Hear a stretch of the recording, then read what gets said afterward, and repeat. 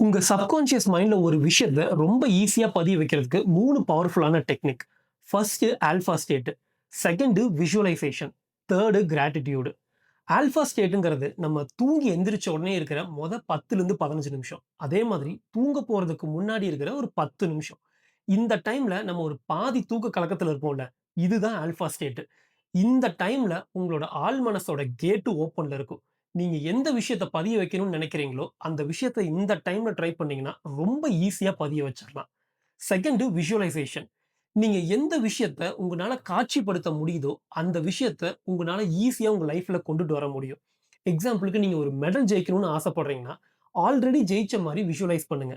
அந்த மெடல் வாங்கும்போது உங்கள சுத்தி இருக்கிறவங்க எப்படி கை தட்டுவாங்க, உங்கள எப்படி பாராட்டுவாங்க, அப்படிங்கிறதுலருந்து எல்லாத்தையும் விஷுவலைஸ் பண்ணி பாருங்க. நம்ம மைண்டுக்கு நம்ம கண்ண மூடி கற்பனை பண்றதுக்கும், நெஜத்துல நம்ம பார்க்கறதுக்கும் வித்தியாசம் தெரியாது. கடைசியா கிராட்டிட்யூட் அதாவது நன்றி உணர்வு. இது நம்ம நெனைக்கிற மாரி ரொம்ப பெரிய விஷயம் இல்ல. நம்மகிட்ட இருக்கிற விஷயத்துக்கு சின்ன சின்ன விஷயங்களுக்கு நம்ம நன்றி உணர்வோட இருக்கிறது. சின்ன சின்ன விஷயங்களுக்கு தேங்க்ஸ் சொல்லி பழகுங்க.